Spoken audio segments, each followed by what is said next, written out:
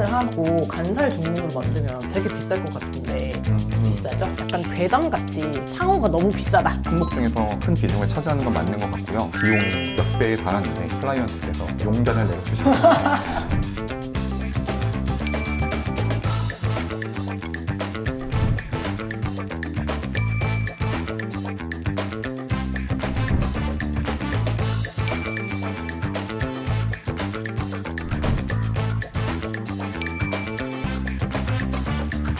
구독자 여러분 안녕하세요. 오늘의 집 스탠다드 마케팅을 맡고 있는 로이스입니다. 오늘은 동대문구 휘경동에 있는 휘경주공 1단지 아파트를 찾아왔습니다. 이 아파트의 특징은 굉장히 많은 학교들에 둘러싸여 있어서 학부마라고 할 수 있는데요. 2단지는 소형 평형, 1단지는 대형 평형의 2000세대로 구성된 굉장히 큰 아파트입니다. 특히 이 아파트는 준공한 지 23년이 된 구축 아파트인데요. 오늘의 시공 현장은 45평형으로 대형 평수예요. 그리고 오늘 저희와 함께 하실 파트너사는 새롭게 소개해드리는 파트너사인데요. 대표님께서 굉장히 디자인에 진심이시고 예쁜 것에 진심이신 것이 많이 느껴졌어요. 그런 만큼 오늘의 현장이 얼마나 예쁘게 시공되어 있을지 매우 기대가 되는데요. 저와 함께 둘러보시죠.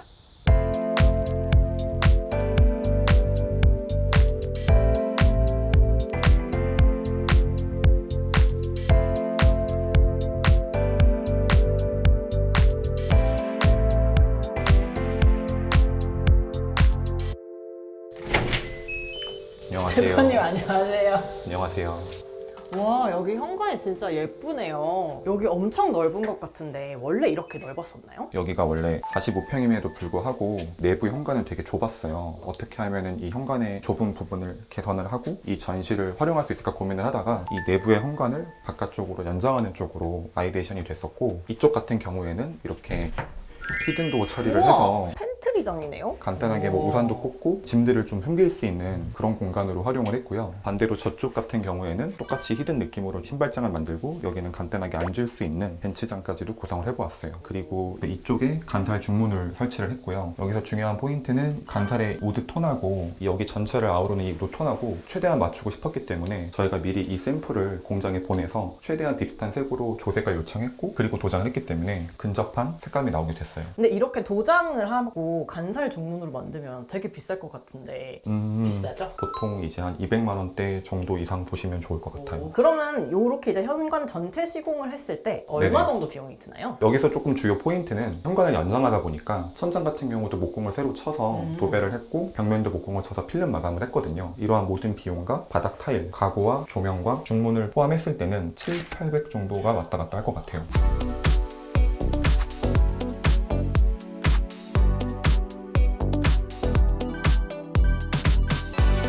현관에서부터 이렇게 거실로 이어지는 이 공간을 보니까 약간 미술관 같기도 하고 되게 고급 호텔의 방 입구 같은 느낌이 들기도 하는데, 특히 여기가 라운드 처리가 되어 있어서 되게 예쁜 것 같아요. 어떻게 이렇게 시공하시게 되셨나요? 여기서 라운드를 했던 이유는 이걸 직각으로 하게 되면 자칫 딱딱할 수도 있고 이쪽 공간이 좀 너무 좁아 보일 수도 있겠다는 생각이 들었는데, 조금 더 이렇게 부드러운 느낌을 줄 수 있지 않을까 해서 이런 식의 디자인이 나오게 되었습니다. 그리고 제가 보니까 천장에 메인 등이라고 할 만한 조명이 없는 것 같아요. 이 공간에서 앞으로 거주하게 되실 고객님들의 그런 조도에 대한 취향이 있을 수 있잖아요. 네. 거기에 먼저 맞추는 게 첫 번째였던 것 같고요. 마그네틱 조명이라든지 간접등이라든지 가구에도 좀 조명을 넣음으로써도 어느 정도 은은한 조도를 확보할 수 있을 것 같아서 천장을 제일 깔끔하게 진행을 하는 방식으로 됐던 것 같아요. 그리고 제가 보니까 저쪽 천장에 뭐가 시공이 돼 있는데 좀 뭔가요? 이 거실이 마치 살롱처럼 큰 테이블이 중앙에 있고 빔 프로젝터도 들어오게 되거든요. 그래서 이 빔 프로젝터를 쏘게 되면 빔 프로젝터가 내려오면서 영화 같은 거를 시청하실 수 있는. 가정집에 빔 프로젝터 스크린 설치되어 있는 거 처음 봤어요. 오. 이것도 고객님이 원하셔서 설치하게 그럼요. 되신 두 건가요? 분의 취향이 온전하게 담긴 정말 살롱 같은 공간으로 거실이 이루어져 있어요. 근데 이 집이 되게 평수가 큰 평형대라서 사실 네네. 방이 좀 더 있을 것 같았는데 제가 보기에는 지금 3개만 보여서 하나가 어디 있는지 좀 궁금하거든요. 실제로 방이 더 있어요. 오. 이제 이쪽으로 넘어오게 되면 똑같이 가구로 꾸며진 것 같지만 히든도어 처리를 해서 게스트룸으로 향할 수 있는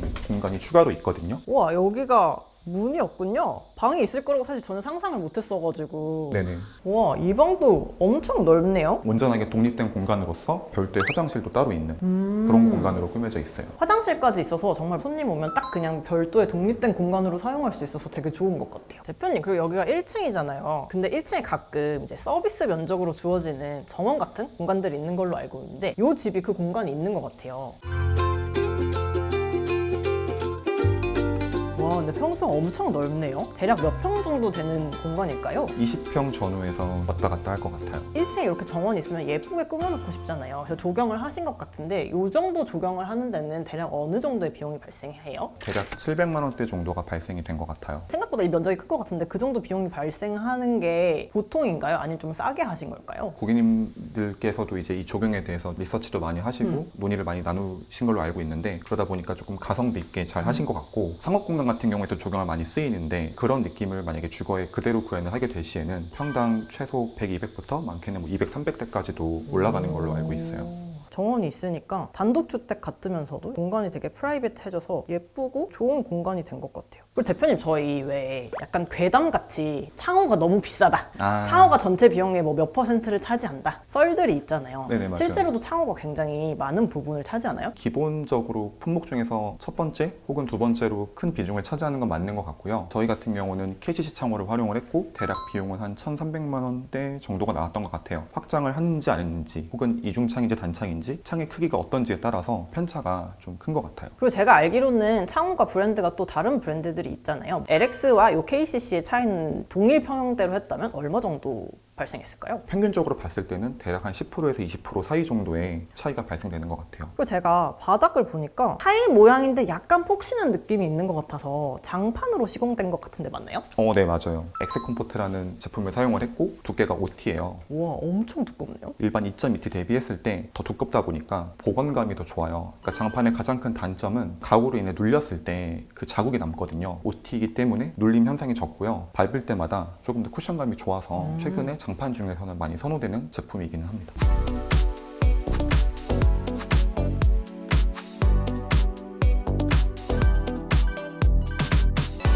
저희 그럼 이번엔 안방 구경을 한번 해볼까요?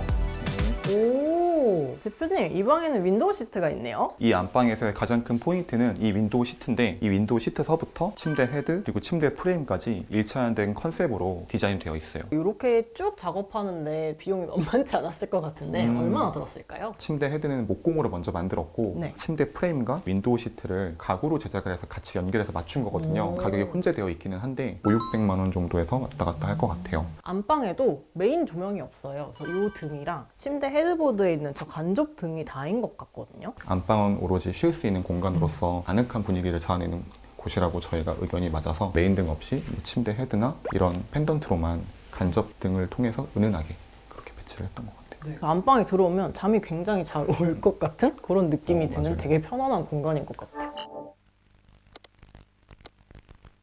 대표님, 제가 알기로는 이 방에 되게 특별한 디테일이 담긴 시공이 되어 있는 걸로 알고 있는데 어떤 걸까요? 여행을 다니시면서 그 나라별, 도시별로 자석을 모으는 취미가 있으신데 취미를 공간화할 수 있는 부분을 아이디션 했던 거라고 보시면 될 것 같아요. 일단 먼저 가장 안쪽에는 수직을 잡아서 이제 평평하게 맞추고 그 위에 금속판을 덧대고 다시 그 위에 필름을 덧대서 자석을 붙이는데 문제없게끔. 사실 저희 여행 갔다 오면 이렇게 자석 많이 붙이잖아요. 이렇게 벽 전체에 붙일 수 있으면 여행 다닐 때마다 사서 모으기 너무 좋을 것 같아요.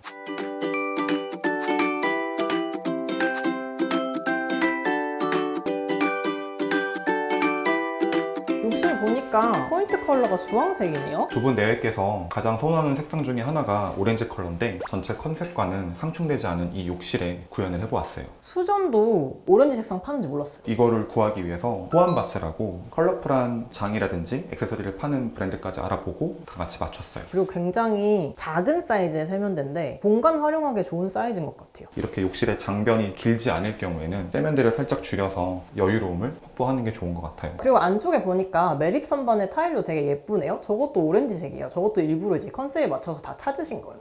네, 맞아요. 아무래도 이 장이나 액세서리나 수전만 오렌지를 하기에는 조금 아쉬운 감이 있어서 저렇게 매립 선반으로 들어간 부분에만 최대한 비슷한 오렌지색 타일을 찾아서 이렇게 톤 매칭을 시도해봤어요. 전체적으로 이 욕실에 쓰인 게 600각 타일이잖아요. 근데 저기만 저렇게 이제 모자이크 타일을 쓰면 시공할 때 비용이 더 든다던가 하는 부분은 없나요? 저렇게 한쪽 면만 모자이크 타일을 하게 될 경우에는 큰 차이는 없다고 보시면 될 것 같아요.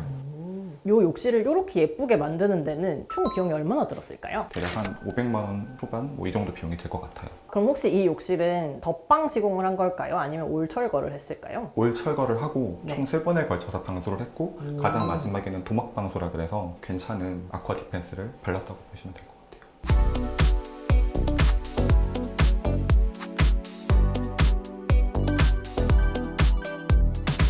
주방이 전체적으로 한 톤으로 시공이 되어 있는 게 아니라 이렇게 사이에 다른 색상 포인트 시공이 된 것 같아요. 거실이라든지 안방이라든지 현관 부분은 다크우드 소재의 필름이 들어갔는데 여기마저 만약에 똑같이 하게 된다면 자칫 조금 너무 어두워 보일 수도 있고 이 우드가 아예 빠지게 되면 너무 좀 공간이 이질적으로 느껴질 수 있기 때문에 중간중간에 이런 거를 끼워 넣음으로써 밝은 톤은 유지를 하되 저 우드는 계속해서 가져왔다고 보시면 좋을 것 같아요. 다른 부분은 거의 다 푸시도어였거든요. 근데 네. 이 싱크대 부분만 이렇게 예쁜 손잡이가 달려있는 것 같아요. 이런 손잡이 같은 디테일한 부분에 있어서는 저희 그 클라이언트 분께서 선호하시는 취향이 확고하고 또 예쁜 것들을 잘 찾으셔서 온전하게 고르신 그 손잡이로 진행을 하게 됐어요. 싱크대는 사각볼인데 소음을 줄여주는 싱크볼로 시공이 되어 있는 것 같아요. 맞나요? 가장 좀 일반적으로 기능성 있게 많이 쓰이는 백조의 깜프로테 싱크볼이 쓰였어요. 수전이 T자형인 것 같아요. 버존테크라는 브랜드의 슈티의 싱크 라인이고요. 이렇게 물이 와이드로 떨어지는 것 때문에 좀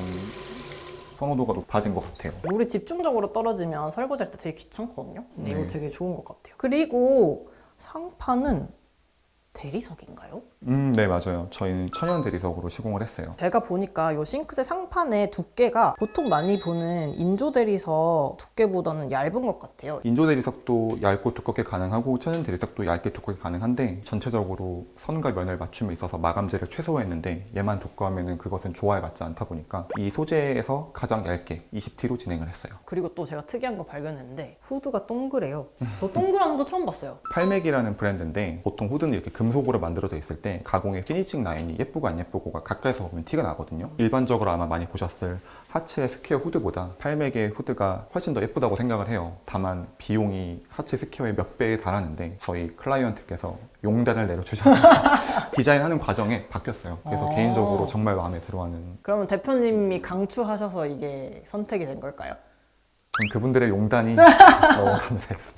대표님께서 예쁜 거 잘 추천해 주시니까 믿고 하신 게 아닌가 싶은데 그러면 얘는 가격대가 혹시 어떻게 되나요? 워낙 고가다 보니까 국내에서 정식으로 수입된 거를 구매하려면 적게는 200만 원대에서 많게는 뭐 300만 원대 그 이상도 지불을 해야 되는 경우가 있어요. 해외에서 직구로 구매를 하게 될 경우에는 100만 원대 후반 정도로 구입을 할 수 있어서 그 직구를 해서 구매를 하게 됐습니다. 근데 직구하면 AS는 어떻게 해요? 그 부분을 또 보완하기 위해서 AS까지 해주는 설치 업체가 있어요. 그래서 그 업체에 요청을 하면 뭐 유상일지라도 그 AS는 확실하게 해주는 것 같아요. 그리고 대표님 제가 아까 장을 미리 둘러보다가 신기한 걸 발견했어요. 이 장이 어떻게 열리나 되게 궁금했었거든요. 근데 이렇게 이런 식으로 열리게 되어 있더라고요. 이거는 왜 이렇게 시공하시게 되셨을까요? 기존처럼 이렇게 리프트업으로 들어 올리는 방식을 하게 될 경우에는 시야를 확보한다거나 사용하면서 불편함이 있어요. 그래서 최근에는 이렇게 온전하게 끼워 넣는 방식으로도 많이 나오고 있는 것 같아요. 여기도 수납장인가요?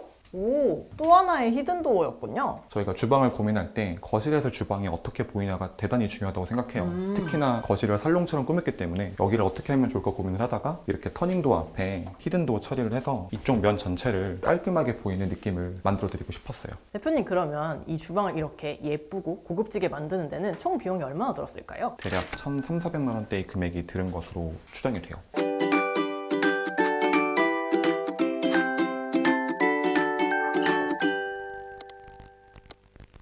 저희 이 집을 이렇게 예쁘게 시공해주신 우리 이제 대표님의 파트너사는 어딘지 너무 궁금하실 텐데요. 하단 고정 댓글에서 확인하실 수 있습니다. 대표님 저희 오늘 구축 원정대 처음 같이 하셨는데 인테리어를 처음 이제 시작하는 고객들한테 조언을 한마디 해주실 수 있으실까요? 저희가 처음 고객님들이랑 상담을 할 때 주로 강조 드리는 부분이 있어요. 가장 마음에 드셨던 레퍼런스라든지 혹은 이제 가용 가능한 예산을 제일 먼저 여쭤보거든요. 그 부분을 첫 번째로 먼저 좀 생각을 하시면 좋을 것 같고 자재의 퀄리티라든지 혹은 시공 인력자의 퀄리티라든지 시공 방법 이런 거에 대해서도 이제 업체하고 질의응답을 하면서 체크를 같이 해 나가시면 좋을 것 같고 이런 모든 부분들에 대해서 상담하는 인테리어 업체하고 얼마나 커뮤니케이션이 좀 잘 되는지 그런 부분까지 고려하시면 좋은 결과물이 나오지 않을까 생각이 듭니다.